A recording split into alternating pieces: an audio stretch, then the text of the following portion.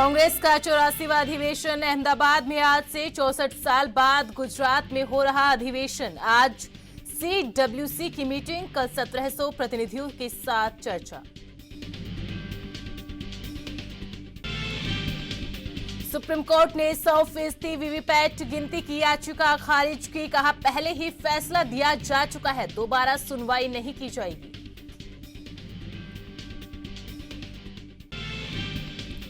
जालंधर में बीजेपी नेता मनोरंजन कालिया के घर के बाहर हुआ धमाका। पुलिस की एक टीम मौके पर मौजूद, मामले की जांच जारी।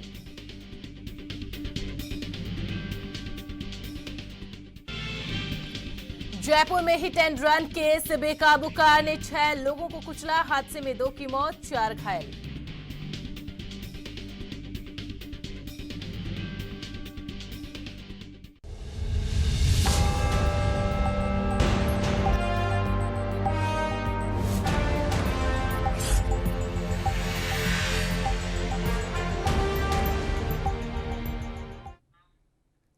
नमस्कार, स्वागत करती हूं आप सभी का ANB न्यूज पर। आप देख रहे हैं राजधानी लाइव बुलेटिन। आपके साथ मैं हूं अमीषा यादव। रुक करते हैं खबरों की ओर और सबसे पहले खबर दिल्ली से, जहां विपक्षी दल आम आदमी पार्टी रेखा गुप्ता सरकार पर लगातार आरोप लगा रही है कि दिल्ली में बीजेपी की सरकार आने के बाद प्राइवेट स्कूलों की मनमानी बढ़ गई है। प्राइवेट स्कूल मनचाही फीस बढ़ा रहे हैं। अब इस पर रेखा सरकार के मंत्री आशीष सूद ने बड़ा फैसला किया। उन्होंने कहा कि दिल्ली में किसी भी तरह का स्कूलों का व्यवसायीकरण बर्दाश्त नहीं किया जाएगा। प्राइवेट स्कूलों की मनमानी के आरोपों के बीच उन्होंने दिल्ली के सभी 1677 प्राइवेट स्कूलों की ऑडिट कराने का आदेश भी पारित कर दिया। एसडीएम की अध्यक्षता में 23 सदस्यों की टीम गठित की जाएगी, जो स्कूलों की ऑडिट करेगी, जिसमें जांच की जाएगी पिछले 10 सालों में कि स्कूल ने कितनी फीस बढ़ाई है।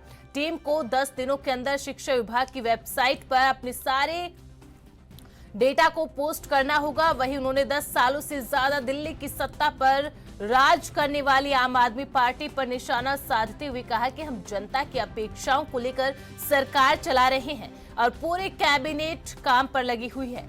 हम इस पर बात नहीं करना चाहते हैं कि पुरानी सरकार क्या देकर गई और क्या नहीं। इसकी जगह पर हम इस काम करना चाहते हैं कि हम क्या करें जो जनता के लिए अच्छा हो, लेकिन आप बार बार बुलवाना चाहती है।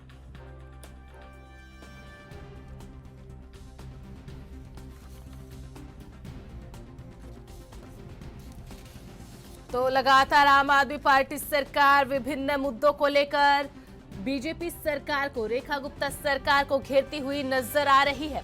आम आदमी पार्टी सरकार ने आरोप लगाया कि शिक्षा व्यवस्था पर, एजुकेशन सिस्टम पर माफिया हावी है, जिसको लेकर मंत्री आशीष सूद ने पलटवार किया और साथ ही साथ एक बड़ा फैसला दिल्ली के एजुकेशन मिनिस्ट्री की ओर से लिया गया, जिसमें कहा गया कि दिल्ली के तमाम प्राइवेट स्कूलों का ऑडिट किया जाएगा और साथ ही साथ ये आदेश भी शिक्षा मंत्रालय की ओर से, दिल्ली के शिक्षा मंत्रालय की ओर से दिया गया कि जितने भी प्राइवेट स्कूल हैं, बीते 10 सालों में जितनी भी फीस के अंदर बढ़ोतरी की है, उसका सारा डेटा शिक्षा निदेशालय की वेबसाइट पर अपलोड किया जाए।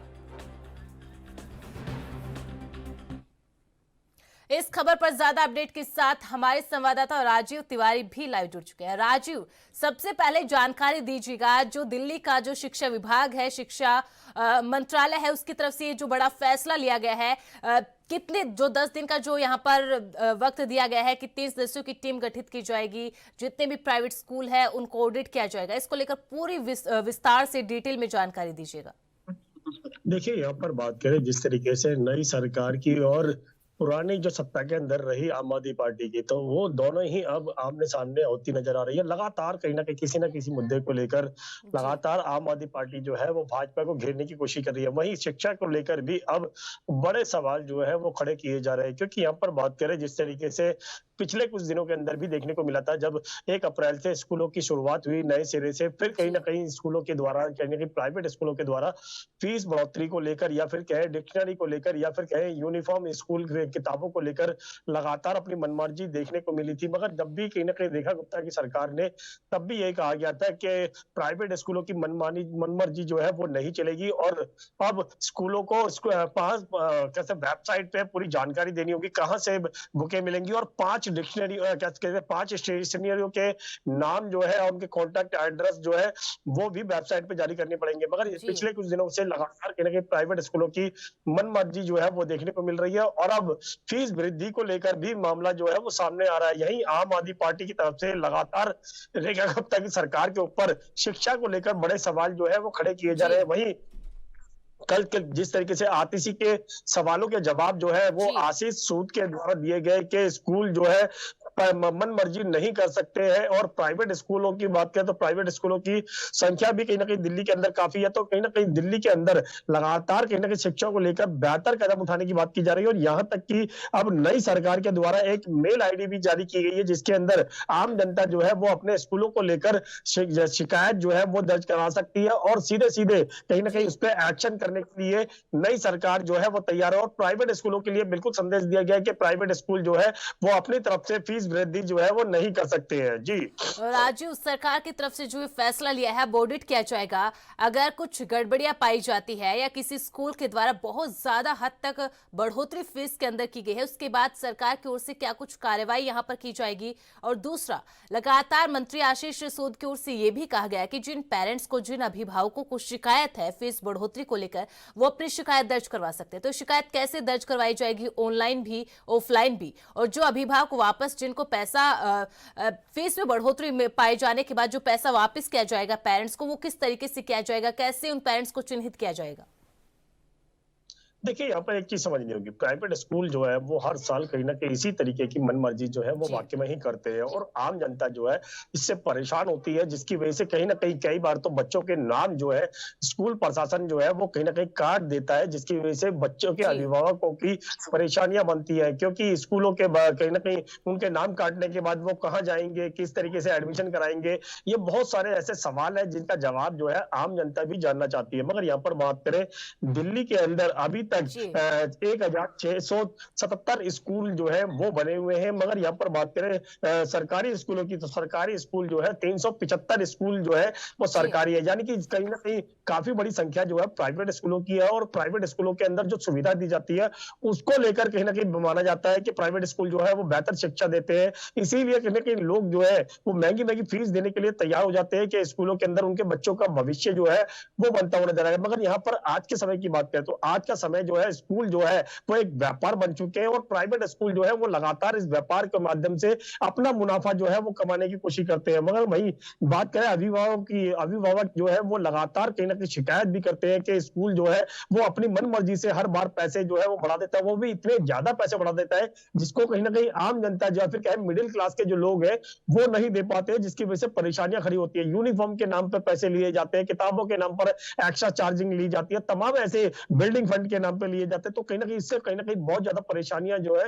वो बनती है। मगर अब आम जनता के लिए नई सरकार यानी कि मंत्री की बात करें यानी कि आशीष जी। सूद की, तो आशीष सूद की तरफ से अब हेल्पलाइन नंबर जो है वो जारी किया गया है और दूसरा मेल आईडी भी जारी की गई है। ये कहा गया है जी। कि कोई भी अभिभावक जो है वो स्कूलों को लेकर अपनी शिकायत जो है वो दर्ज कराई जा सकती है। मगर यहाँ पर स्कूलों के लिए भी कह सकते हैं नई सरकार के द्वारा संदेश दिया जा रहा है कि जो भी स्कूल अपनी फीस वृद्धि की जानकारी बढ़ाता है उसकी वेबसाइट पर जानकारी देनी होगी और कितने प्रतिशत बढ़ाई गई है इसकी तमाम जानकारी जो है वो दी जाएगी। अगर स्कूल प्रशासन लापरवाही करता है या फिर सरकार के नियमों का पालन नहीं करता है तो उनका लाइसेंस जो है वो भी कैंसिल किया जा सकता है। यानी सीधे सीधे कहे तो कहीं ना कहीं स्कूलों के ऊपर कार्रवाई करने की बात की जा रही है, मगर ये कार्रवाई कब तक हो पाएगी ये अभी तक स्पष्ट नहीं हो पा रहा है। दूसरा यहाँ पर आम जनता की परेशानियां जो है वो अब कहीं ना कहीं यानी कि स्कूलों को लेकर जिस तरीके से राजनीति देखने को मिल रही है, आम आदमी पार्टी लगातार भाजपा के ऊपर हमलावर होती नजर आ रही है, मगर फिर भी कहीं ना कहीं स्कूलों को लेकर जो बच्चों को अभिभावक है उनकी परेशानियां जो है वो कम होती नजर नहीं आ रही है, मगर यहाँ पर स्कूल जो है वो लगातार अपनी मनमर्जी जो है वो करते हुए नजर आ रहे हैं। जी राजीव, देखिए एक्शन तो लेना होगा, लेकिन अगर लाइसेंस रद्द कर दिया जाता है तो ऐसे में जो दिल्ली का शिक्षा विभाग है फिर उस उनको उन बच्चों के बारे में सोचना होगा जो उन स्कूल में पढ़ाई कर रहे होते हैं और लगातार प्राइवेट स्कूलों के बारे में जानते हैं। जब भी एडमिशन होता है, यूनिफॉर्म के नाम पर पैसे एक्स्ट्रा चार्जेस किए जाते हैं, जो स्टेशनरी की चीजें होती है उनके लिए एक्स्ट्रा चार्जेस किए जाते हैं। और ऐसा नहीं है कि आपको हर साल के लिए जो है चार्जेस ले लिए है तो आपको हर साल ये चीज दी जाएगी। ये एक बार के लिए आपको चार्जेस देने होते हैं, एक बार ही आपको मिलते हैं, तो लगातार मनमानी तो की जा रही है। लेकिन मंत्री आशीष सूद ने और दिल्ली का जो शिक्षा विभाग है उसने न केवल इस साल की कितनी बढ़ोतरी फीस में की गई है इस साल ये देखना होगा, बल्कि पिछले 10 सालों का रिकॉर्ड यहां पर ऑडिट करने के लिए कहा गया है। तो ऐसे में जो आम आदमी पार्टी लगातार अब बीजेपी सरकार को घेर रही है, ऐसे में 10 साल की भी चीजें सामने आएंगी। किस तरीके से पिछले 10 सालों के अंदर स्कूलों ने अपनी मनमानी की है, प्राइवेट स्कूलों ने किस तरीके से फीस में बढ़ोतरी की है, और साथ ही साथ मंत्री की ओर से आम आदमी पार्टी पर आरोप लगाया गया कि आप सोचिए 1600 से ज्यादा स्कूल है, लेकिन हर साल ऑडिट कितने स्कूलों का हो रहा है? 70 से ज्यादा स्कूल मात्र। देखिए, यहाँ पर एक चीज समझ नहीं आती। यहाँ पर स्कूलों की बात करें तो हर साल स्कूलों की ऑडिट जो है वो कराई जाती है, मगर अभी तक इसकी जानकारी जो है आम जनता तक नहीं पहुंचती है कि स्कूलों की ऑडिट जो है वो वाकई में ही कराई जाती है या फिर नहीं कराई जाती है। पिछले 10 सालों की बात करें तो पिछले 10 सालों के अंदर भी कितनी बार ऑडिट स्कूलों की गई है, ये भी जी। पूरी तरीके से अभी तक स्पष्ट नहीं किया गया। मगर 75 स्कूलों की बात करें तो उनका ऑडिट जो है वो किया जा चुका है। मगर यहाँ पर जी। बात करें जिस तरीके से स्कूलों की मन मर्जी की, तो वाकई में ही कहीं ना कहीं हर साल का यही कहीं ना कहीं जानकारी मिलती है। जब भी कहते हैं स्कूल के अंदर एडमिशन होते हैं या फिर कहीं नए सिरे से क्लासों की शुरुआत होती है, तब कहीं ना कहीं यही जानकारी जो है वो जनता के सामने आती है कि ये स्कूल जो है वो एक्स्ट्रा चार्जिंग ले रहा है, वो स्कूल जो है वो एक्स्ट्रा चार्जिंग ले रहा है, फीस इतनी ज्यादा बढ़ा दी गई है जिसकी वजह से आम जनता परेशान है। मगर फिर भी सरकारें जो है वो कहीं ना कहीं कमजोर साबित होती है, क्योंकि स्कूल प्रशासन जो है वो शायद कहीं ना कहीं मिली भगत कर जनता की गाड़ी कमाई का पैसा जो है वो स्कूलों के नाम पर लिया जाता है। मगर यहाँ पर बात करें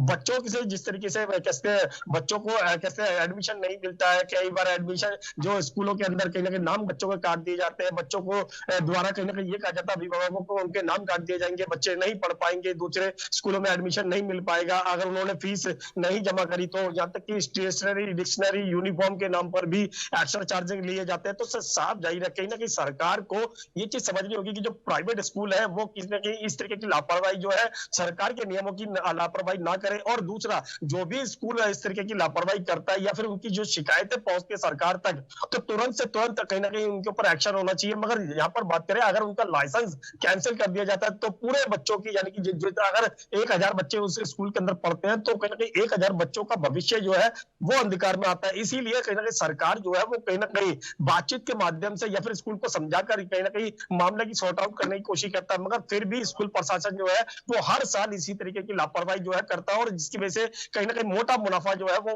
प्राइवेट स्कूल जो है वो कमाने की कोशिश करते हैं। मगर सरकार को अब समझना होगा कि वाकई में ही अगर जनता के लिए कार्य करना है तो जनता की कमी, जनता की जो परेशानियां है उनको दूर करने के लिए कहीं ना कहीं बड़े कदम उठाने होंगे। स्कूल प्रशासन हो या फिर कोई और विभाग हो, उनके ऊपर भी सख्ती से कार्य करना होगा, चाहे वो स्कूल प्रशासन हो, क्योंकि शिक्षा के नाम पर स्कूल प्रशासन जो है वो लगातार इस तरीके के लूट खटोस जो है वो करता है, जिसकी वजह से आम जनता जो है वो परेशान होती है। और जब मीडिया के अंदर खबरें आती है तब कहीं ना कहीं सरकार की नींद जो है वो खुलती नजर आती है। जी राजू, ये भी एक जानकारी आपसे चाहेंगे, क्योंकि देखिए लगातार सरकार आप प्राइवेट स्कूलों की ऑडिट तो करवाने जा रही है, लेकिन दिल्ली हाई कोर्ट ने अपने एक फैसले में कहा था जितने भी प्राइवेट स्कूल है अगर उनको फीस में बढ़ोतरी करनी है तो सबसे पहले जो शिक्षा निदेशालय है उसकी मंजूरी लेना अनिवार्य है।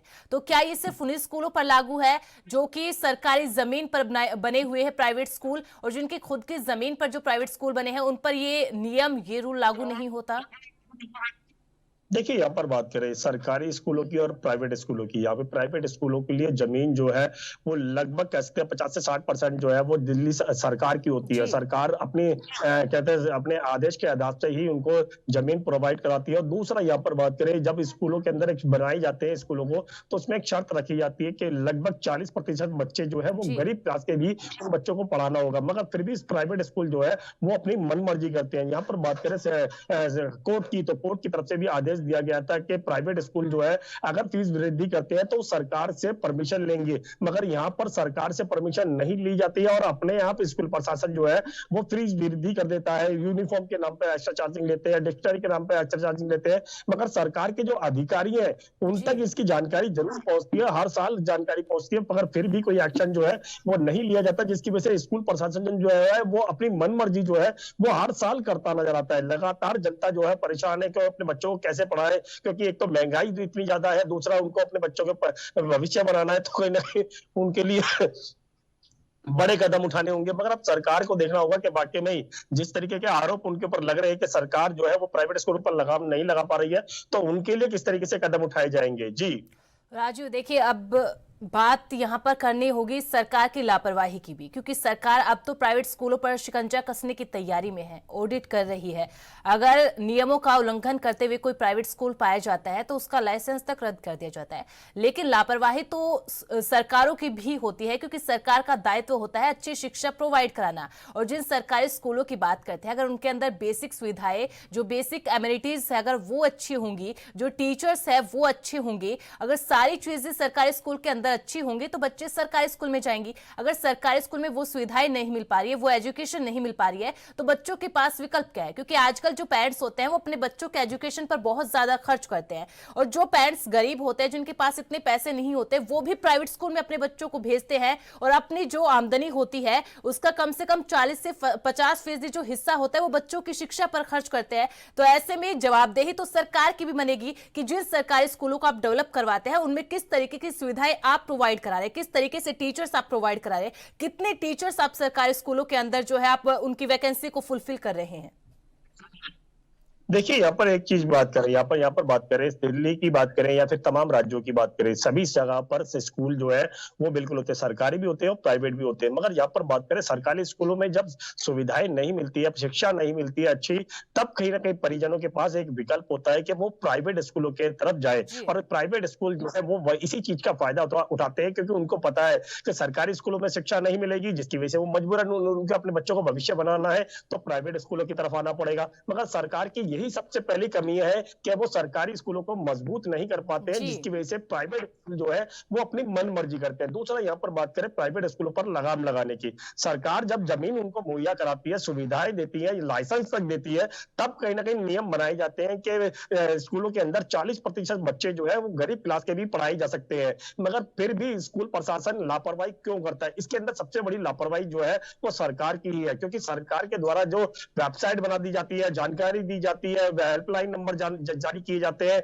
और अब भी नई सरकार के द्वारा भी एक मेल आईडी और हेल्पलाइन नंबर जो है वो जारी किया गया है, जिसके अंदर ये कहा गया है कि परिजन जो है वो अपनी शिकायत जो है वो यहाँ पर दर्ज करा सकते हैं। मगर उन शिकायतों को सुनने के लिए सिर्फ अधिकारी होते हैं, जो अधिकारी पहले से ही स्कूल प्रशासन के साथ मिली भगत करके इस तरीके की लापरवाही पर पर्दा डालने का काम करते हैं। मगर यहाँ पर सरकार ने वेबसाइट बना दी, सरकार ने मेल आईडी बना दी, सरकार ने हेल्पलाइन नंबर जारी कर दिया, वहां तक शिकायत पहुंचेगी, और शिकायत जो है वो कई बार तो इस तरीके की होती है कि जनता वो अधिकारी जो है वो फोन ही नहीं उठाते हैं, यहाँ तक कि ये भी जानकारी मिल पाती है उन पर कार्रवाई होगी जो 1 महीने बाद होगी, 2 महीने बाद होगी, इतनी लंबा टाइम दिया जाता है, जिसकी वजह से कहीं ना कहीं परिजन जो है वो मजबूरन अपने बच्चों का भविष्य बचाने के लिए मोटी फीस जो है वो देने के लिए तैयार हो जाते हैं। मगर यहाँ पर बात करें गरीब क्लास की, क्योंकि जो अपर क्लास के लोग हैं वो तो प्राइवेट स्कूलों के अंदर अपने बच्चों के पैसे खर्च कर सकते हैं, मगर जो गरीब क्लास है, मिडिल क्लास है, वो कहीं ना कहीं मजबूरन उन स्कूलों के अंदर कहीं ना कहीं अपनी सबसे ज्यादा मेहनत की जो कमाई होती है 50% से ज्यादा की, वो कहीं ना कहीं बच्चों के भविष्य के लिए प्राइवेट स्कूलों में देते हैं। मगर उस प्राइवेट स्कूल जो है वो लगातार इसी चीज का फायदा उठाते हैं और बच्चों का भविष्य खराब करने के लिए कहीं ना कहीं कहा जाता है कि आपके बच्चे का भविष्य खराब हो जाएगा, आपको यूनिफॉर्म लेनी होगी, यहीं से किताबें लेनी होंगी, यहीं से आपको यूनिफॉर्म की सारी डिक्शनरी लेनी होगी, ये भी कहा जाता है कि फीस अगर नहीं दी तो बच्चे का नाम काट दिया जाएगा। तो इसके लिए मजबूरन बच्चों और परिजनों पर इस तरीके का दबाव बन जाता है कि वो मजबूरन कहीं ना कहीं से कर्जा लेके या फिर किसी भी तरीके से अपने बच्चों को पढ़ाए। मगर फिर भी सरकार जो है वो लगातार स्कूल प्रशासन के ऊपर कार्रवाई करने की बात कर रही है, मगर उन अधिकारियों के ऊपर नहीं करती है जिनके पास शिकायतें पहुंचती है और वो शिकायतें समय से दूर नहीं की जाती है। जी राजू, देखिए दो पहलू, एक पहलू तो है कि आप प्राइवेट स्कूलों पर जो है शिकंजा कसने की तैयारी में, ठीक है, वो एक अच्छा कदम भी है कि फीस में जो बढ़ोतरी की जा रही है वो किस हद तक की जा रही है, कितनी फीसदी की जा रही है, इसका ऑडिट किया जाए, इसका रिकॉर्ड रखा जाए और जो हाईकोर्ट का फैसला है उसको भी यहां पर लागू किया जाए। लेकिन दूसरा पहलू यह भी है कि आप जो सरकारी स्कूल है उसको किस तरीके से उसमें सुधारात्मक कार्रवाई करें, बेसिक एमिनिटीज आप कितनी दे रहे हैं। और जो आम आदमी पार्टी की जब सरकार थी तो लगातार शिक्षा की क्रांति में कहा गया कि शिक्षा क्रांति आई है, लगातार ये चीजें कही जा रही थी। अगर खासकर दिल्ली की ही बात की जाए तो दिल्ली के अंदर कितने सरकारी स्कूल है, 10 सालों में जो शिक्षा क्रांति की बात कही गई वो कितने सरकारी स्कूलों के अंदर दिखाई देती है। रेखा गुप्ता सरकार अब उन सरकारी स्कूलों को बेहतर बनाने के लिए, बेसिक एमिनिटीज देने के लिए, टीचर्स उतनी संख्या में रखने के लिए क्या कुछ कर रही है?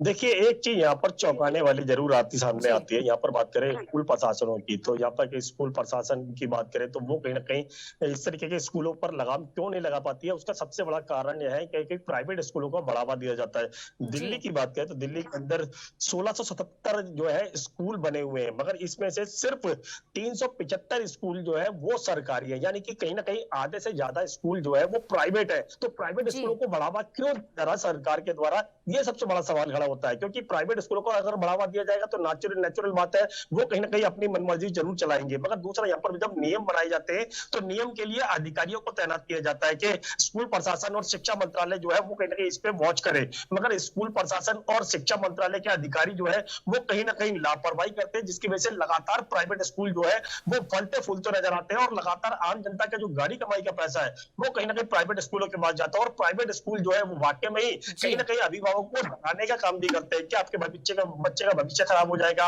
और परिजन नहीं पूछते आप फीस के बारे में, आप क्यों पूछ रहे हैं। इस तरह के बहुत सारे ऐसे सवाल जो है उनके ऊपर दागे जाते हैं। मगर बात करें जब आम आदमी पार्टी की सरकार थी दिल्ली के अंदर, तब कहीं ना कहीं सरकारी स्कूलों को बेहतर करने की बात की गई थी, मगर फिर भी सरकारी स्कूलों को बढ़ाया नहीं गया है। क्योंकि नए स्कूल बनाने की बात की गई थी, उसमें भी कहीं ना कहीं आरोप प्रत्यारोप देखने को मिले, मगर उससे आम जनता को कोई फायदा होता नजर नहीं आया। दिल्ली के अंदर अब सिर्फ 375 स्कूल सरकारी है, तो सोचिए कहीं ना कहीं बड़ी संख्या जो है वो प्राइवेट स्कूलों की है। तो उनको बढ़ावा क्यों दिया जा रहा है, ये सरकार को समझना होगा। और सरकार को कहीं ना कहीं प्राइवेट स्कूलों को कम कर सरकारी स्कूलों को ज्यादा बनाना चाहिए। और दूसरा, सरकारी स्कूलों के अंदर वो सुविधा देनी चाहिए ताकि जो प्राइवेट स्कूल जो है वो नहीं दे पाए। मगर इसीलिए यहाँ पर सरकारी स्कूलों के अंदर ना तो शिक्षा बेहतर मिलती है, ना ही टीचर समय पर आते हैं, ना ही बच्चों के लिए कहीं ना कहीं जो नियम दायरे होते हैं वो देखे जाए। और दूसरा, यहाँ पर बच्चों के लिए जो सरकारी किताबें जो होती है सरकारी स्कूलों में वो भी नहीं मिलती है, जिसकी वजह से मजबूरन जो है वो बाहर प्राइवेट स्कूलों की तरफ बच्चे जो है वो जाते हैं। और उनके परिजन जो है वो इसीलिए ले जाते हैं ताकि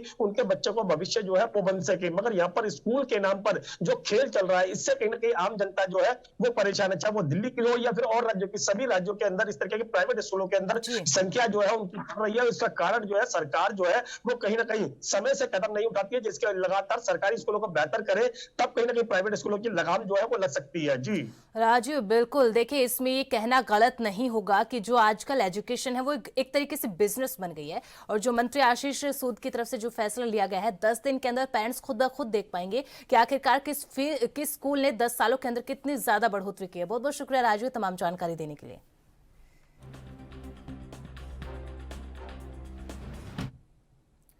राजधानी लखनऊ में आज यूपी कैबिनेट की अहम बैठक होने जा रही है। बैठक सुबह 11:30 बजे लोक भवन में शुरू होगी और इसकी अध्यक्षता सूबे के मुख्यमंत्री योगी आदित्यनाथ खुद करेंगे। बैठक में कई महत्वपूर्ण प्रस्तावों पर मोहर लग सकती है जो सीधे तौर पर आम जनता से जुड़े होंगे। इस बैठक को लेकर विभिन्न विभागों में हलचल तेज है और सभी की निगाहें इस बात पर टिकी है कि आज सरकार कौन कौन से बड़े फैसले ले सकती है।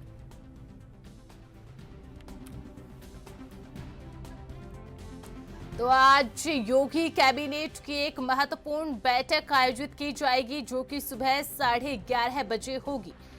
खुद मुख्यमंत्री योगी आदित्यनाथ इस कैबिनेट बैठक की अध्यक्षता करेंगे और कई बड़े फैसले इस बैठक के अंदर लिए जा सकते हैं। कई अहम प्रस्तावों को मंजूरी दी जा सकती है, जिसको लेकर तमाम विभागों के अंदर हलचल तेज हो चली है।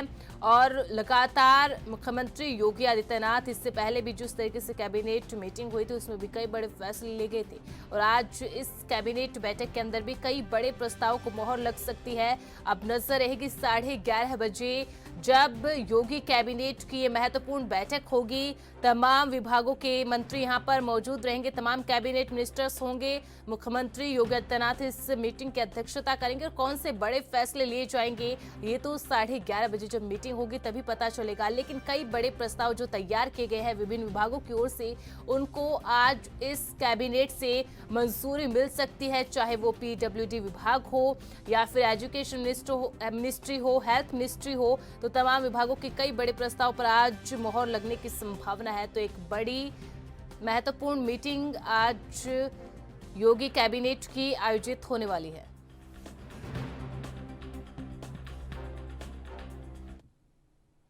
और ज्यादा जानकारी के लिए रुख कर लेते हैं हमारे संवाददाता जितेंद्र चौहान का। जितेंद्र, योगी कैबिनेट की ये अहम मीटिंग, क्या कुछ फैसले लिए जाएंगे, किन प्रस्ताव पर मोहर लगाई जाएगी?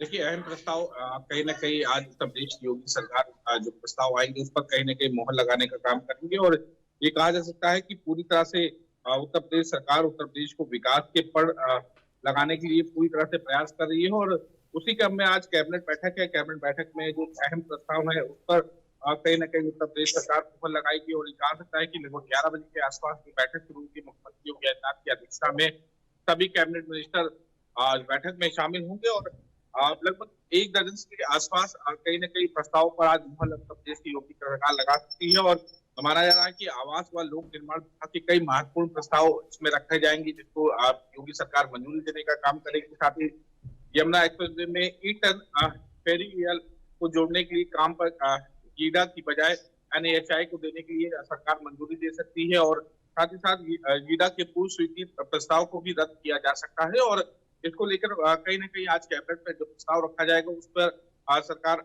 मंजूरी देने का काम करेगी। आवास विभाग के उत्तर प्रदेश हाईटेक टाउनशिप संशोधन प्रस्ताव पर मुहर लगा सकती है उत्तर प्रदेश सरकार। जो बड़ी टाउनशिप बनती है उस पर सरकार कहीं ना कहीं उसको मंजूरी दे सकती है।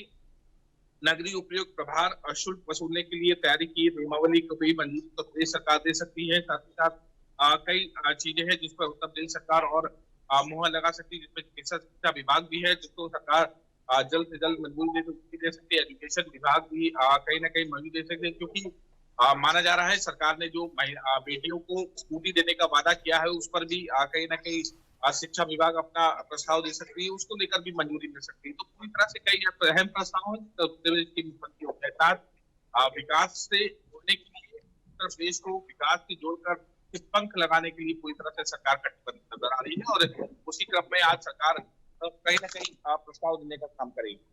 बिल्कुल जितेंद्र, देखिए जब कैबिनेट मीटिंग की बात कर रहे हैं तो तमाम विभागों के मंत्री यहां पर मौजूद रहेंगे जो अपने अपने प्रस्ताव वहां पर पेश करेंगे तो उसको लेकर चर्चा की जाएगी, मंजूरी दी जाएगी। लेकिन एक महत्वपूर्ण चीज ये भी है, चूंकि कुछ दिन पहले ही जो है आरएसएस की मीटिंग हुई थी जिसमें खुद मुख्यमंत्री योगी आदित्यनाथ पहुंचे थे, तमाम चीजों को लेकर चर्चा की गई थी।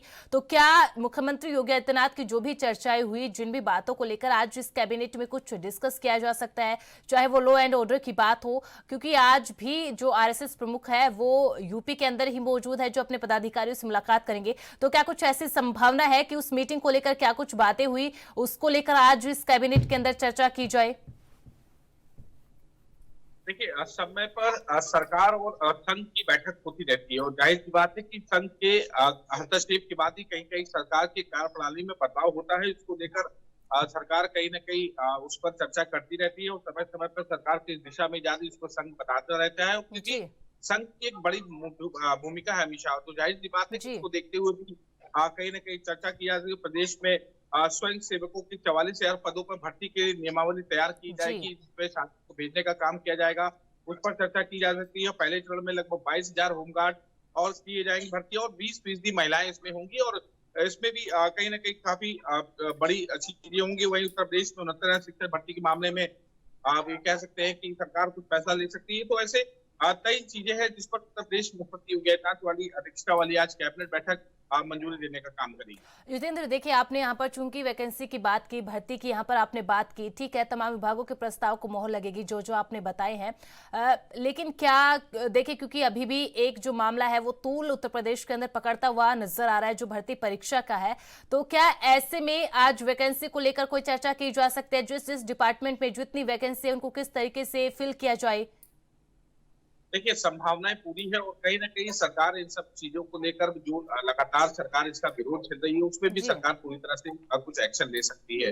लगभग 44,000 पद ऐसे हैं होमगार्ड की भर्ती के लिए, सरकार उस पर भी स्वयं सेवकों की भर्ती को लेकर ये कहीं ना कहीं सरकार मंजूरी दे सकती है। एक्सप्रेस वे को लेकर मंजूरी दे सकती है। तो ऐसे कई लगभग 1 दर्जन के से ज्यादा प्रस्ताव है जिससे उत्तर प्रदेश की योगी सरकार प्रस्ताव देने के साथ साथ कैसे उन पर मुहर लगाने का काम करेगी, वो चर्चा विस्तार से की जाएगी। क्योंकि समय पर गाजियाबाद में भी स्वयं सेवक संघ और सरकार की बैठक हुई थी, कई चीजें सामने आई थी, प्रदेश अध्यक्ष को लेकर बात सामने आई थी, राष्ट्रीय अध्यक्ष को लेकर बात सामने आई थी, तो वही विभागों के कार्य प्रणाली को लेकर भी जनता के बीच में कैसे जाना है उसको लेकर भी चर्चा है। क्योंकि ज्यादा समय नहीं है, 2025 चल रहा है, तो 26 में पंचायत चुनाव, 27 में विधानसभा चुनाव, तो उसको लेकर पंचायत चुनाव को लेकर सरकार पूरी तरह से तैयारी में है और पंचायत चुनाव गांव स्तर पे भी विकास करने के लिए सरकार पूरी तरह से कटिबद्ध है और सरकार उसी क्रम में काम करने का पूरी तरह से प्रयास कर रही है। जी, बहुत बहुत शुक्रिया जितेंद्र तमाम जानकारी साझा करने के लिए।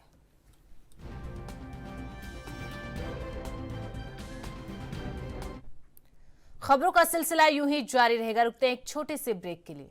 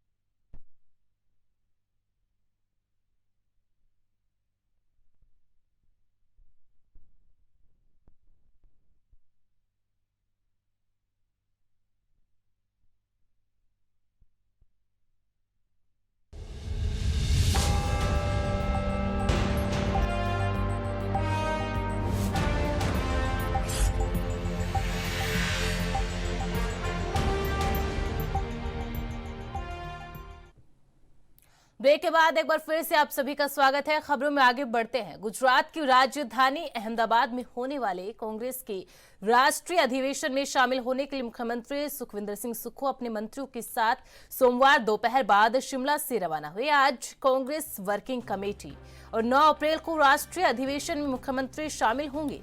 प्रदेश कांग्रेस अध्यक्ष प्रतिभा सिंह, उप मुख्यमंत्री मुकेश अग्निहोत्री, राष्ट्रीय प्रवक्ता कुलदीप सिंह राठौर, सचिव सुरेंद्र शर्मा भी इस बैठक के अंदर शिरकत करेंगे। कांग्रेस के फैसले लेने वाली सर्वोच्च संस्था CWC की बैठक आज सरदार वल्लभ भाई पटेल राष्ट्रीय स्मारक पर होगी, जबकि AICC अधिवेशन 9 अप्रैल को साबरमती रिवर फ्रंट पर आयोजित किया जाएगा।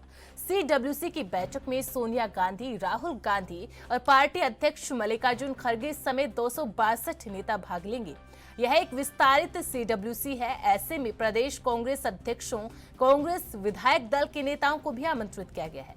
राष्ट्रीय अधिवेशन में पार्टी के सभी केंद्रीय पदाधिकारी शामिल होंगे।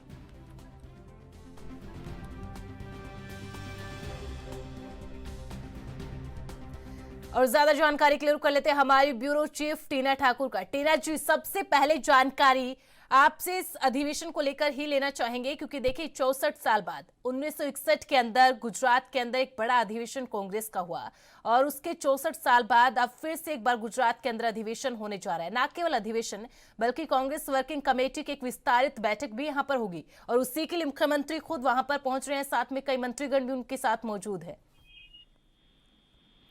बिल्कुल, देखिए कांग्रेस का ये 64वां अधिवेशन है और गुजरात में ये अधिवेशन जो 64 साल बाद पार्टी कर रही है।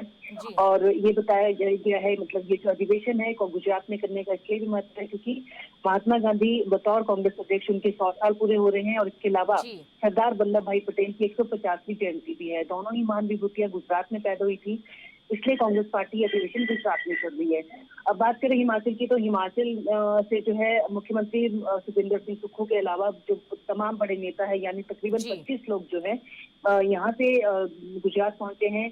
वहां पे वो आज जो है CWC की बैठक में भाग लेंगे और कल जो कांग्रेस का अधिवेशन है उसमें वो शामिल होंगे। और ये बताया जा रहा है कि मुख्यमंत्री ने ये भी कहा है गुजरात जाने से पहले कि जो कांग्रेस का जो अखिल भारतीय कांग्रेस कमेटी का जो अधिवेशन है वहां से जो निर्देश मिलेंगे उनका वो पालन करेंगे।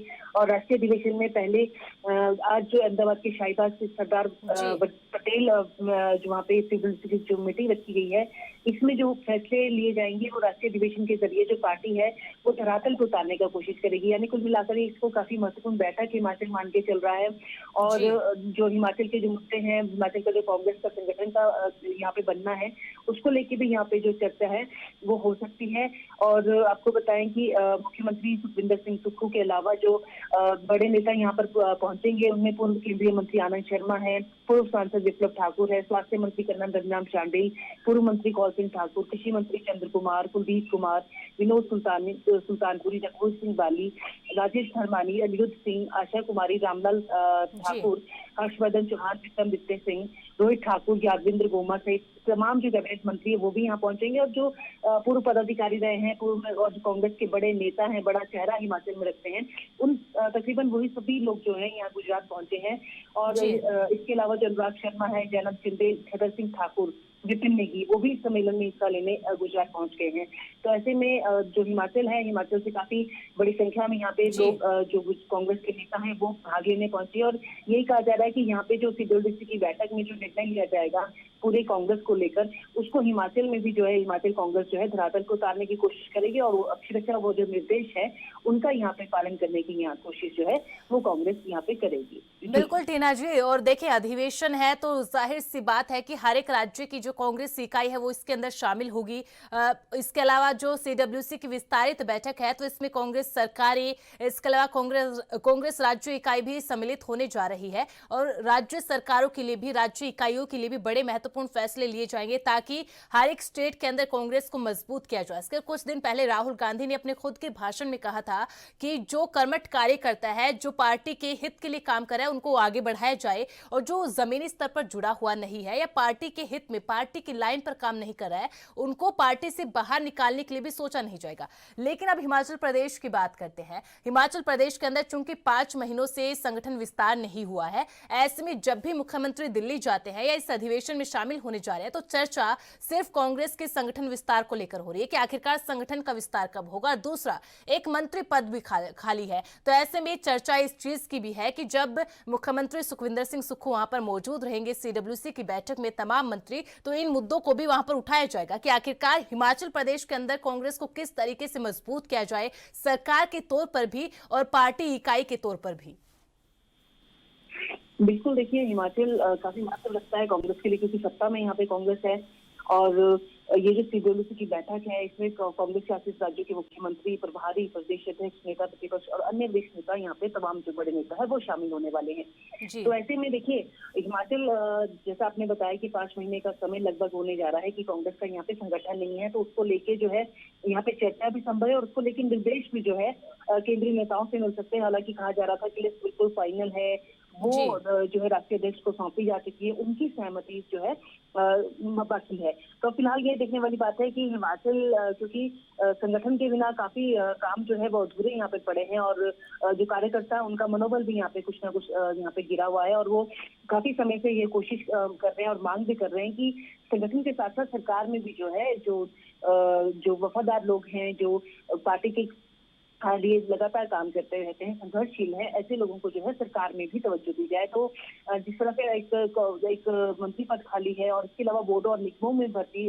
होनी है, तैनातियां होनी है, उसको लेके भी यहाँ पे जो है बड़ा फैसला हो सकते हैं, बड़ा निर्देश जो है यहाँ पे मुख्यमंत्री को जो है वो केंद्रीय नेताओं से यहाँ पे मिल सकता है। और ये कहा जा सकता है, ये कयास लगाया जा रहा है कि जब मुख्यमंत्री वापस लौटेंगे तो जो बोर्डों और निगमों की भर्तियां हैं वो तो फिलहाल वो कर ही देंगे, लेकिन जो एक मंत्री पद खाली लंबे समय से चल रहा है उसको लेकर यही कहा जा रहा है कि उस पर मंथन लगातार जारी है, क्योंकि कांगड़ा की बात करी जा रही है, कांगड़ा को प्रतिनिधित्व देना है।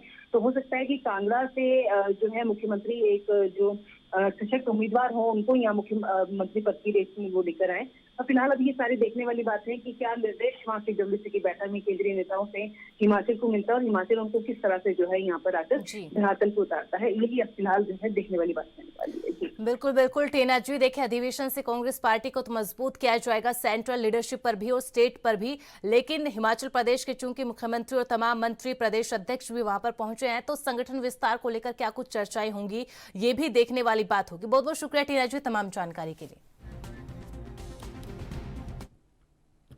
मुख्यमंत्री पुष्कर सिंह धामी ने देहरादून स्थित टपकेश्वर महादेव मंदिर में उत्तराखंड सेवा समिति के द्वारा आयोजित संगीत में सुंदरकांड पाठ में भाग लिया। यह आयोजन चारधाम यात्रा की मंगलमयी शुरुआत के लिए किया गया है। भक्ति की इस अलौकिक अनुभूति के बीच सीएम धामी ने भारी संख्या में उपस्थित श्रद्धालुओं को संबोधित करते हुए कहा कि 2013 की आपदा के बाद केदारनाथ पूरी तरह से क्षतिग्रस्त हो गया था, लेकिन प्रधानमंत्री नरेंद्र मोदी के नेतृत्व में धाम का पुनर्निर्माण एक चमत्कार बन गया। 2014 के बाद से ही भव्य दिव्य केदारनाथ धाम के पुनर्निर्माण का कार्य निरंतर चल रहा है। साथ ही कहा कि यात्रा के शुरुआती दिनों में चुनौतियां जरूर होती है, लेकिन सरकार तैयार है। पिछले साल की आपदा का जिक्र करते हुए सीएम धामी ने बताया कि 29 स्थानों पर सड़कें और पुल क्षतिग्रस्त हो गए थे, लेकिन सरकार ने 35 दिनों तक युद्ध स्तर पर काम करके यात्रा को दोबारा शुरू कर दिया।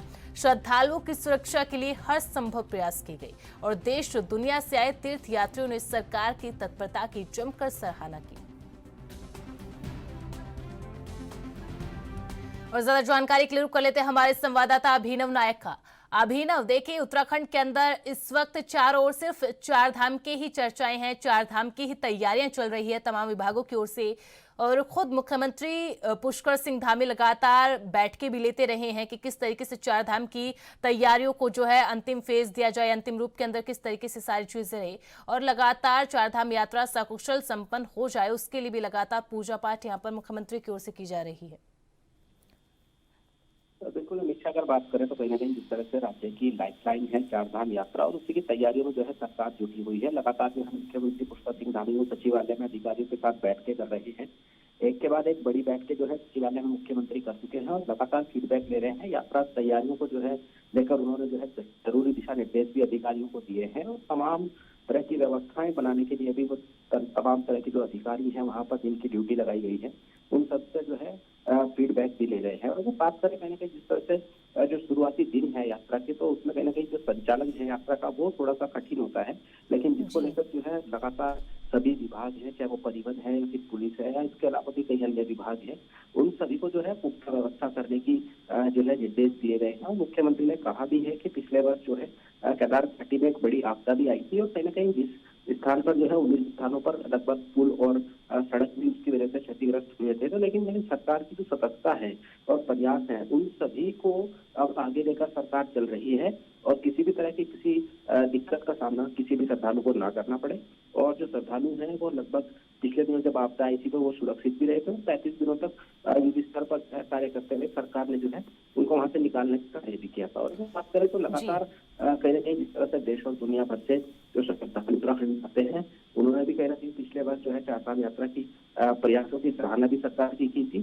तो मुख्यमंत्री पुष्कर सिंह धामी ने यह भी कहा है कि अभी तक जो है चारधाम यात्रा के लिए लगभग 25 लाख से अधिक रजिस्ट्रेशन हो चुकी है। और 2024 की चारधाम यात्रा के समापन के बाद भी अगर बात करें तो कहीं ना कहीं इस वर्ष जो चारधाम यात्रा है उसको लेकर लगातार सरकार काफी महीने पहले से ही तैयारियों में जुट चुकी है। जी अमीषा। बिल्कुल अभिनव, और देखिए चारधाम यात्रा को समाप्त कहें ऐसा भी नहीं कहेंगे क्योंकि 12 मासी अब चूंकि शुरू हो चुकी है शीतकालीन यात्रा भी, लेकिन खुद यहाँ पर मुख्यमंत्री पुष्कर सिंह धामी ने कहा है कि जो पहला दिन होता है वो काफी चुनौती भरा होता है क्योंकि पहले दिन जितनी बड़ी संख्या में श्रद्धालु आएंगे सबसे पहले आपको उनको मैनेज करना होगा, जो तमाम व्यवस्थाएं हैं वो दुरुस्त चलती रहे। कितनी बड़ी संख्या पहले दिन पहुंचेगी ये भी जानना होगा क्योंकि जैसा कि आपने भी जानकारी दी कि 25 लाख के करीब जो है रजिस्ट्रेशन हो चुके हैं, तो पहले दिन कितनी बड़ी संख्या में पहुंचते हैं। और दूसरा, मुख्यमंत्री धामी ने यहां पर आपदा का भी जिक्र किया, तो अब की बार मौसम विभाग की तरफ से क्या कुछ जानकारी इस चारधाम यात्रा के तहत दी गई है कि चारधाम यात्रा के दौरान मौसम कैसा रहेगा? बिल्कुल अमीषा, अगर बात करें तो कहीं ना कहीं जिस तरह से आपदा विभाग भी लगातार सचेत है और तमाम तरह की व्यवस्थाएं वहां पर बनाने के लिए लगातार मुस्तैद है। कहीं ना कहीं जिस तरह से उत्तराखंड में कहीं ना कहीं मौसम जो है एक चुनौती बनता है और खासकर चारधाम यात्रा में जिस तरह से कहीं ना कहीं पिछले वर्षों के मुकाबले जो आपदा आई है उसी को लेकर जो है इस बार आपदा प्रबंधन जो टीम है उन्होंने जो है अपने आपदा मित्र और कई ऐसी एडवांस्ड टेक्नोलॉजी उत्तराखंड के चारधाम यात्रा पर लगाई है।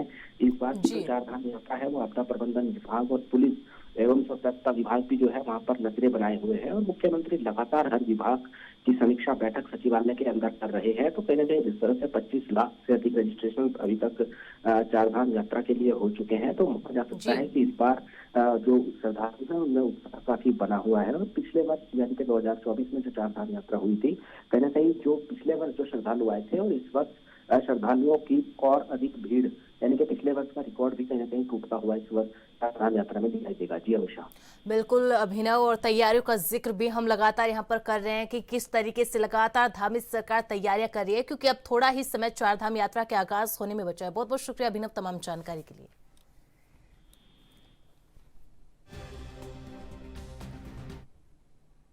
छत्तीसगढ़ में नक्सलवाद की कमर तोड़ने की मुहिम जारी है। हाल के दिनों में बड़ी संख्या में नक्सली या तो मारे गए हैं या तो उन्होंने सुरक्षा बलों के सामने आत्मसमर्पण किया है। इसी सिलसिले में प्रदेश के दंतेवाड़ा जिले में 3 इनामी नक्सलियों समेत कम से कम 26 नक्सलियों ने सुरक्षा बलों के सामने आत्मसमर्पण कर दिया। दंतेवाड़ा के पुलिस अधीक्षक गौरव राय ने कहा कि इन कैडरों ने पुलिस, केंद्रीय रिजर्व पुलिस बल के वरिष्ठ अधिकारियों के सामने आत्मसमर्पण किया है और इसकी वजह खोखली अमानवीय माओवादी विचारधारा है। कठोर वन जीवन प्रतिबंधित संगठन के भीतर आपसी लड़ाई से मोहभंग होना बताया है।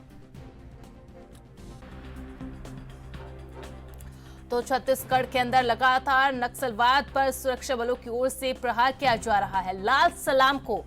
लाल आतंक को खत्म करने के लिए सुरक्षा बल के जवान लगातार हर दिन सर्च ऑपरेशन कर रहे हैं। नक्सल प्रभावित क्षेत्रों के अंदर लगातार सुरक्षा बलों का सर्च ऑपरेशन जारी है। हर दिन नक्सलियों के साथ मुठभेड़, नक्सलियों को ढेर किया जाना, इसके अलावा बड़ी संख्या में नक्सली आत्मसमर्पण भी कर रहे हैं। और इसी कड़ी में जो छत्तीसगढ़ के पूर्व मुख्यमंत्री थे टीएस सिंहदेव, उन्होंने भी कहा था कि लगातार सरकार ने पहले तो शांति वार्ता का रास्ता अपनाया, लेकिन अगर शांति वार्ता सफल नहीं रहा उसके बाद शस्त्र हाथ में उठाए और लगातार सुरक्षा बल के जवान बहुत बखूबी नक्सलवाद की कमर तोड़ने के लिए काम कर रहे हैं। खुद केंद्रीय गृह मंत्री अमित शाह ने बड़ी घोषणा की थी कि 2026 में मार्च 2026 में नक्सलवाद को जड़ से खत्म कर दिया जाएगा। साथ ही केंद्रीय गृह मंत्री की ओर से एक बड़ी जानकारी भी साझा की गई कि लगातार सुरक्षा बलों के प्रयास से किस तरीके से नक्सल प्रभावित क्षेत्र कम होते जा रहे हैं। पंजाब सरकार ने 8 अप्रैल यानी आज श्री गुरु नाभा दास जी की जयंती के अवसर पर राज्य में सार्वजनिक अवकाश घोषित किया है। इस अवकाश के चलते राज्य भर के स्कूल, कॉलेज, सरकारी दफ्तर, शैक्षणिक संस्थान और अन्य सरकारी कार्यालय बंद रहेंगे। सरकार ने इस दिन को वर्ष 2025 की आधिकारिक छुट्टियों की सूची में शामिल किया है। श्री गुरु नाभा दास जी की जयंती को राज्य में श्रद्धा और सम्मान के साथ मनाया जाता है और इसे देखते हुए सरकार ने यह बड़ा फैसला लिया है।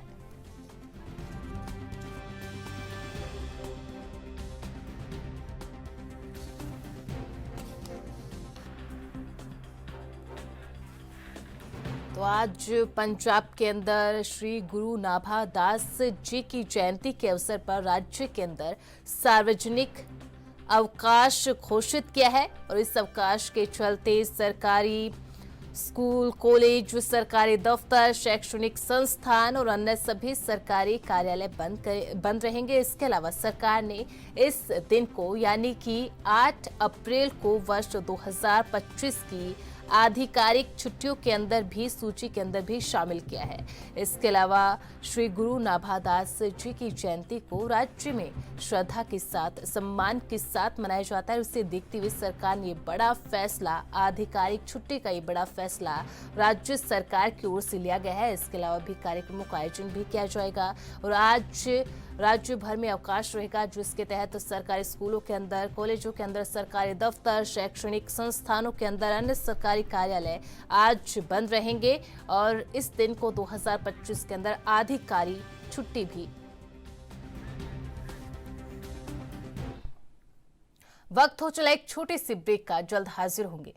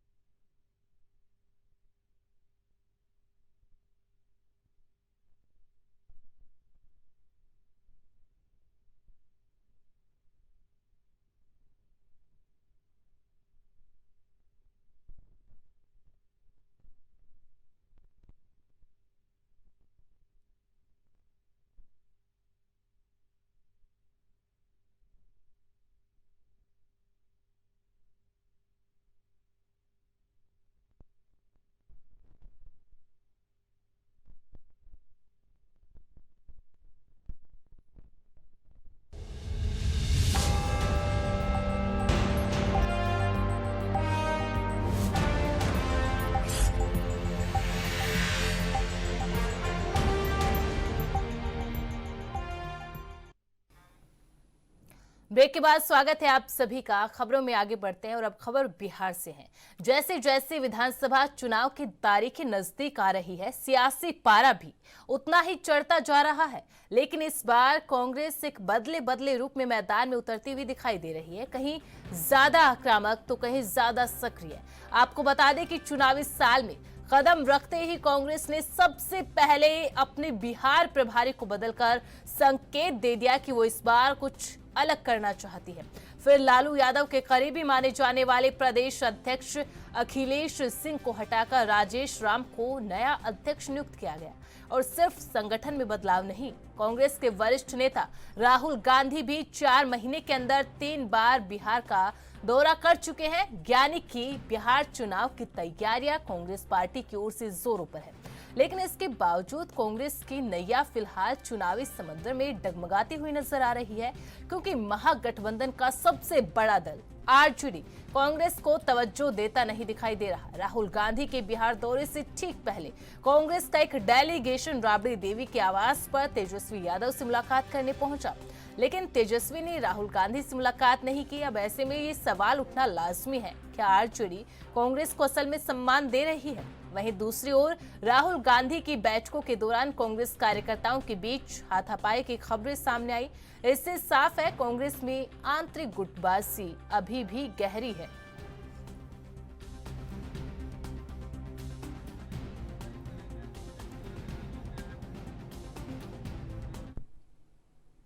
और ज्यादा जानकारी के साथ हमारे ब्यूरो चीफ सुरजीत कुमार भी लाइव जुड़ चुके हैं। सुरजीत जी, सबसे पहले बात करेंगे राहुल गांधी के बिहार दौरे को लेकर, क्योंकि कल वो बेगूसराय पहुंचे, पटना पहुंचे। बेगूसराय के अंदर जो कांग्रेस की पदयात्रा निकाली जा रही है उसके अंदर भी शामिल हुए, तो उसी पदयात्रा के अंदर कांग्रेस कार्यकर्ताओं के बीच में झड़प भी देखने को मिली, जिसके बाद अटकलों का बाजार गर्म हो चुका है। सबसे पहला तो क्या कांग्रेस के अंदर गुटबाजी है? क्योंकि राहुल गांधी भी कई मौकों पर ऐसी बातों का जिक्र कर चुके हैं कि कांग्रेस पार्टी के अंदर ही है, जो कुछ नेता तो पार्टी लाइन के साथ मिलकर काम करते हैं, कुछ नेता है जो पार्टी लाइन से हटकर काम करते हैं।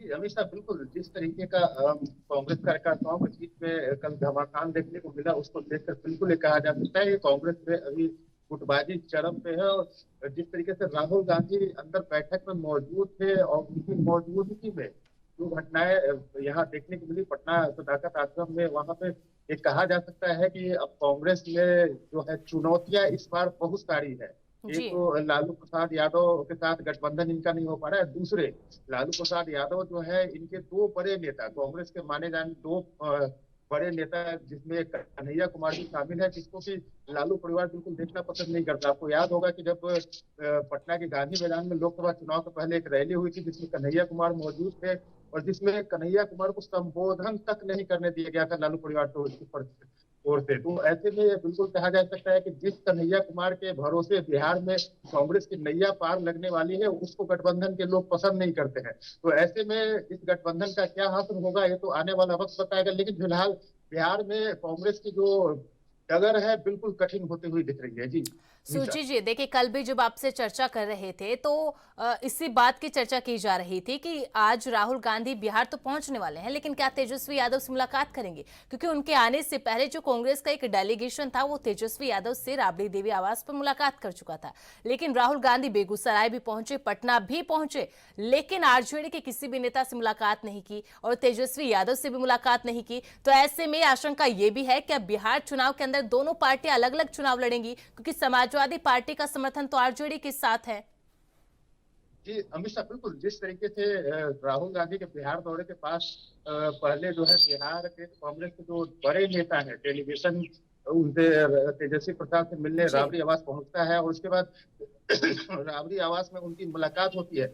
उस मुलाकात के बाद जो डेलीगेशन के लोग थे उनसे मीडिया वाले जब सवाल पूछते हैं कि क्या राहुल गांधी से तेजस्वी की मुलाकात होगी, इस सवाल पे वो चिट्ठी साध लेते हैं। इसका मतलब है कि जब डेलीगेशन वहां मिलने गया था तेजस्वी से, उस समय ही बात नहीं बनी थी इनकी, और तेजस्वी से इनकी मुलाकात संभव नहीं हो पाई थी। इसको देखकर बिल्कुल कहा जा सकता है कि महागठबंधन की जो भविष्य है वो अभी अधर में है। एक तरफ से जो है तेजस्वी आज दिखा रहे हैं कांग्रेस को, और दूसरी तरफ से कांग्रेस भी कोई कसर नहीं छोड़ना चाहती। कांग्रेस का जो रुख देखने को मिल रहा है बिल्कुल आक्रामक देखने को मिल रहा है। यहाँ पे जिस तरीके से साल के शुरुआत में कांग्रेस के प्रभारी बदल दिए गए, उसके बाद कांग्रेस के प्रदेश अध्यक्ष बदल दिए गए, और राहुल का ताबड़तोड़ बिहार दौरा, तो कांग्रेस भी यहाँ पे अपनी जमीन तलाशने में जुटी हुई है। और कांग्रेस के ऊपर जो आरोप लगता था कि कांग्रेस लालू आवाज से चलती है, तो कांग्रेस के ऊपर जो ये लगा हुआ धब्बा है इसको भी मिटाने के लिए कांग्रेस कोशिश करती हुई नजर आ रही है यहाँ पे। जी राज, बिल्कुल सुरजीत जी आपने बिल्कुल सही कहा, लेकिन देखिए चूंकि जिन घटनाओं का आपने जिक्र किया है कि प्रदेश अध्यक्ष का बदलना, कांग्रेस प्रभारी का वहां पर जो है बदलना, ये तमाम चीजें जो है लगातार कांग्रेस पार्टी कर रही थी, और जिस तरीके से पदयात्रा भी कांग्रेस की ओर से निकाली गई, 3 दौरे राहुल गांधी खुद बिहार के कर चुके हैं। तो ऐसे में कांग्रेस भी बिहार के अंदर अपनी जमीन को तलाशने की कोशिश करिए, अपने आप को मजबूत करने की धरातल पर कोशिश करिए, कार्यकर्ताओं के अंदर जोश भरने की कोशिश करिए। और कहीं ना कहीं यही वजह है कि अब आरजेडी और कांग्रेस के अंदर जो सामंजस्य लोकसभा चुनाव के समय देखने को मिला वो देखने को नहीं मिल रहा। सीटों को लेकर भी अनबन की यहां पर खबरें सामने आ रही है, लेकिन दूसरी तरफ जो आरजेडी के एक बड़े नेता है वो ये कहते हुए नजर आते हैं कि इंडिया ब्लॉक में ऐसा कुछ भी नहीं है, और जो इंडिया ब्लॉक का चेहरा होंगे, मुख्यमंत्री का जो चेहरा होंगे वो तेजस्वी यादव होंगे। इनमें इस बात में कोई दोहराई नहीं है। जी अमित शाह बिल्कुल जिस तरीके से आरजेडी के लोग ये साबित करने में लगे हुए हैं कि जो इंडिया गठबंधन है, इंडिया गठबंधन के बिहार के मुख्यमंत्री के चेहरा तेजस्वी यादव होंगे, वही अगर कांग्रेस की माने तो कांग्रेस और आरजेडी में इसी बात की खींचातानी चल रही है। कांग्रेस के कुछ बड़े नेता का मानना है कि अभी जो है मुख्यमंत्री के चेहरे का ऐलान नहीं किया जाएगा, और हम लोगों की जो बैठक होगी उस बैठक में ये तय किया जाएगा कि मुख्यमंत्री कौन होगा। वही अगर बात करें आरजेडी की, तो आरजेडी सुप्रीमो लालू प्रसाद यादव ने पहले ही ये दावा कर दिया है कि बिहार में जो है महागठबंधन तेजस्वी के नेतृत्व में चुनाव लड़ेगा, और तेजस्वी को मुख्यमंत्री बनने से कोई नहीं रोक सकता। तो ऐसे में यहाँ पे आरजेडी भी अपने दावे खेलने में बिल्कुल माहिर दिख रही है, और दूसरी तरफ से कांग्रेस जो है अपनी खोई हुई वजूद को वापस लाने के लिए भरपूर प्रयास कर रही है। और आने वाले समय में ये और भी जो महागठबंधन के घटक जिसमें ये वीआईपी के ये है सहनी जी है, जिन्होंने 60 सीटों पे दावा ठोका है यहाँ पे, मुकेश सहनी ने। जी। तो ऐसे में आने वाले दिनों में सीटें कम है और दावेदार ज्यादा है, तो इंडिया गठबंधन या फिर महागठबंधन कह ले कैसे सीटों का बंटवारा करेगी, ये देखना बड़ा दिलचस्प होगा। जी जी, बहुत बहुत शुक्रिया सुरजीत जी तमाम जानकारी के लिए।